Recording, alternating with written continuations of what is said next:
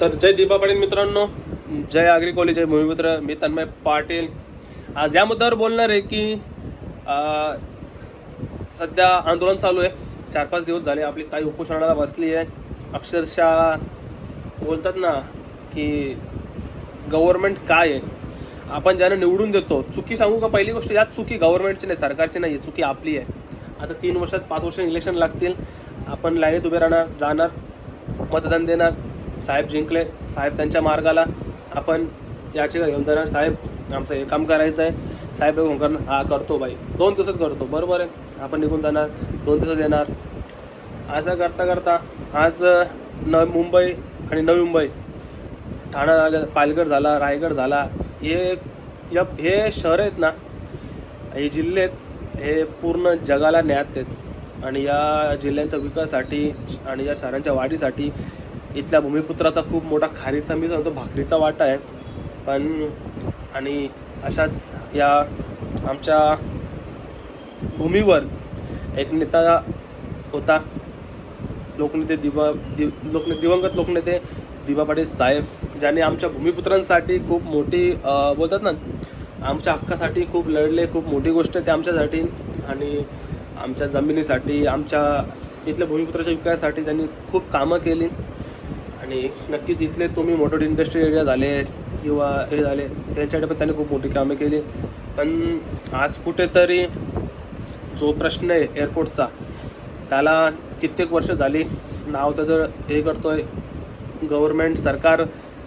बोलतात ना, दिवसावर तारीखवर तारीख देतो की आज या इथे याचिका पाठवले, उद्या तिथे याचिका पाठवले, इथून पास तिथून पास, ही गोष्ट चालू आहे. अजून किती दिवस याच जागी, जर याच एअरपोर्टला जर दिबा साहेबांच्या व्यतिरिक्त दुसरं कोणतं नाव द्यायचं असतं किंवा कुठल्या नेत्याच्या फॅमिलीमध्ये नाव द्यायचं असतं किंवा त्यांच्या जवळीचं कोणतं नाव द्यायचं असतं, तर एवढ्यातनं 2 दिवसात याचिका पास झाली असती. एअरपोर्टचं नाव देऊन पाठी लागून कधीच चालू झालं असतं. पण इथे जेव्हा नाव दिबा पाटलांचं येतो किंवा भूमिपुत्रांचं होतं, तर इतकं का बोलतात ना, इथल्या भूमिपुत्रांना का डिसवलं जातं आहे की नाव द्यायला एवढा का वेळ जातो आहे. तुमची काय प्रोसिजर आहे ती माहीत आहे, प्रोसिजर चला हे ते मानतो, पण एक प्रोसिजर व्हायला एवढा टाईम तर नाही लागत की 3-3 वर्ष 4-4 वर्ष जातात, पण होत नाही. एक नावासाठी एवढी एअरपोर्ट बनायला तुम्हाला 2 वर्ष 3 वर्ष जातात आणि नाव द्यायला 5-5 वर्ष जातात. चुकी सांगू, चुकी आपली कुठे माहिती का, आपण सरकार स्वतः बनत नाही, सरकारला आपण बनवतो. जेव्हा इलेक्शन येतात ना, तेव्हा आपण जातो बटन दाबायला. तेव्हा बटन दाबताना आपण यो विचार करायचा की आपल्याला किती रडवले, आपल्या भूमिपुत्राने किती रडवले. फक्त एअरपोर्टसाठीच नाही सांगत आहे मी, प्रत्येक गोष्टीसाठी सांगतोय. आज प्रत्येक जागी हा भवन तो भवन होतोय.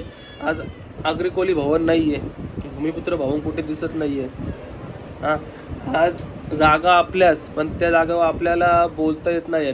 मच्छी मार्केट आपलं, हे आपले मच्छी मार्केट आपली इथं वारसा, पण हे आपल्याला मच्छ्यांचा वास येतं, याचा वास येतं, त्याचा वास येतं, ह्यांच्या असं दानत आहे. म्हणजे जागा आपली, सगळं आपला बाहेरून आले ती गोष्ट वेगळी, चला बाहेरून आल्याची गोष्ट वेगळी, ती लांब राहू दे. प्रश्न फक्त एअरपोर्टचा आहे की अजून का वेळ लागतोय, किंवा बोलतात ना की तुम्ही अजून किती इथल्या भूमिपुत्रांचा किती अजून बोलतात ना अंत पाहणार आहे. कारण की जेव्हा तो फुटल ना भूमिपुत्र, तेव्हा तो आगरी या शब्दासारखाच फुटल, तो टाईट निघेल एकदम.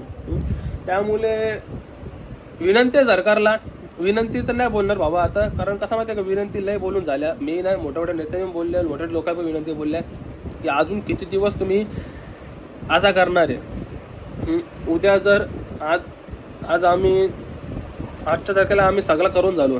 आम्ही जन आक्रोश मोर्चा असतो ना, शांततेत संयमेत पण मोर्चा काढले, आम्ही बैठका घेतल्या शांततेत संयमेत. आमच्या मी तर हक्काने सांगतो, आम्ही जवळ मोर्चे काढलं, जवळ आंदोलन केलं ना, एकाला पण गालगोट नाही लागला.